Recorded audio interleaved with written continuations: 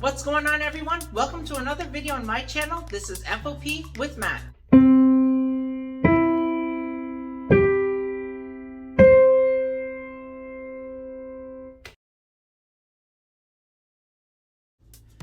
Today's lesson will cover the grand staff, the different types of rest, and the 4/4 time signature. So let's get started.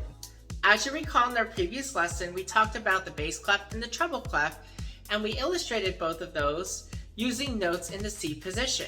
The bass clef typically played by the left hand, and the treble clef typically played by the right hand.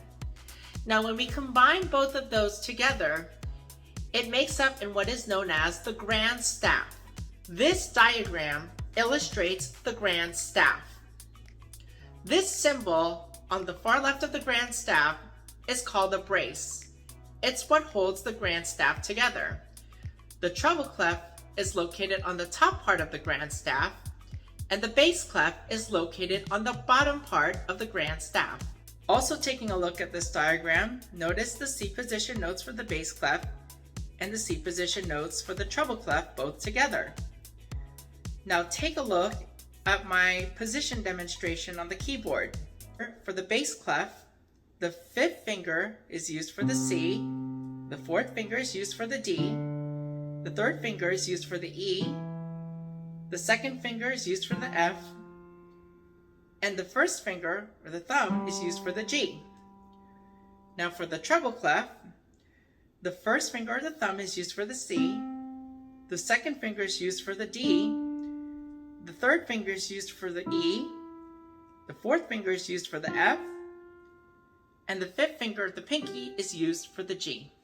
Now let's go over the time signature. This is a 4/4 time signature. This is located at the beginning of a song. As you may have recalled in our previous lesson, that each song is divided into measures, and each measure has a group of notes. Now that 4 indicates how many beats are in each measure. The bottom number 4 indicates what kind of note gets 1 beat. And in this case, it indicates that the quarter note gets 1 beat. Now let's look at the practice exercise we used in our previous lesson. As we have discussed, the time signature is located in the beginning of a song. We have also discussed that each group of notes is divided into what we call measures and is indicated using bar lines. So this time signature 4/4, the top number 4 indicates that there are 4 beats in each measure, and the bottom number 4 indicates that a quarter note gets 1 beat. Now notice on the second line, in the measure farthest to the left, there's a half note and a half rest. As you recall, a half note gets 2 beats.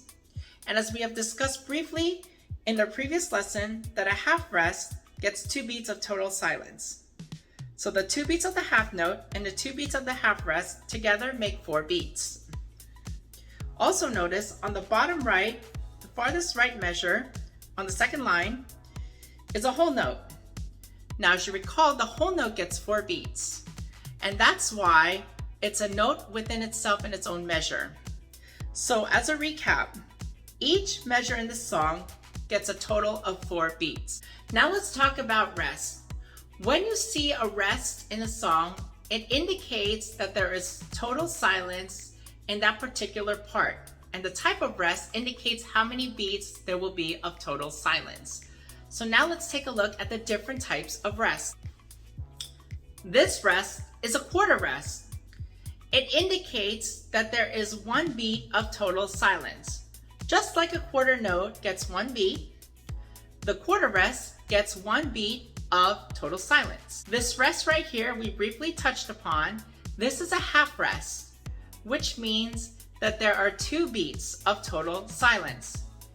Just as equivalent to a half note gets 2 beats, well then a half rest gets 2 beats of total silence. And finally, this rest is what is known as a whole rest. This indicates that there are 4 beats of total silence.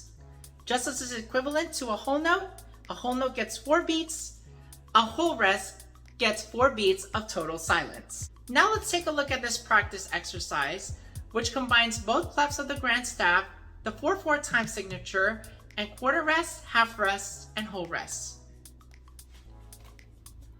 Before we begin this practice exercise, I do want to notate a few things. First, you'll notice the brace located to the far left on each of the two lines. This holds the grand staff together, both the treble clef and the bass clef.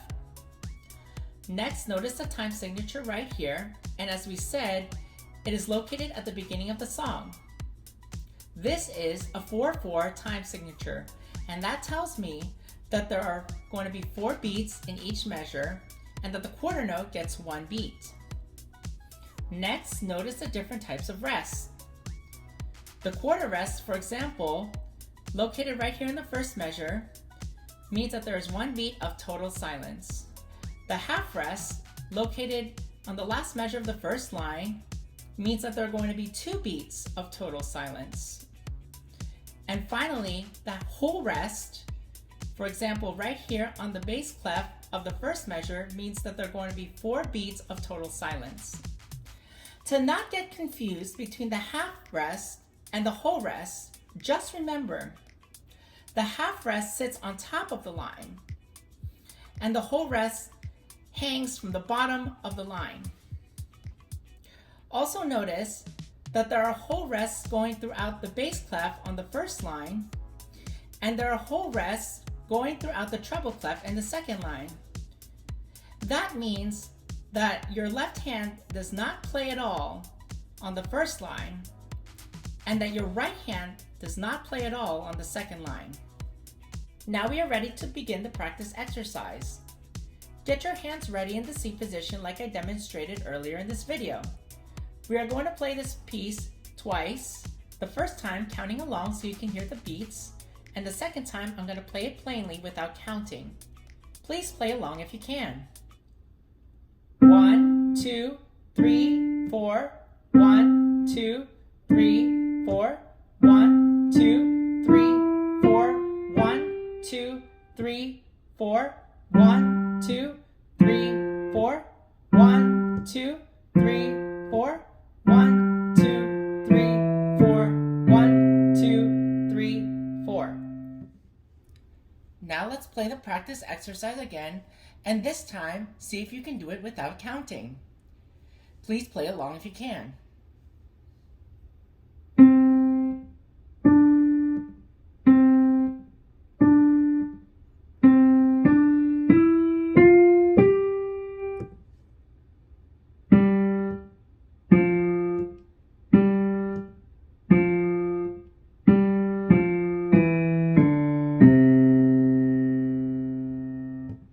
Well, that wraps up this lesson on the grand staff, the 4/4 time signature, and the different types of rests.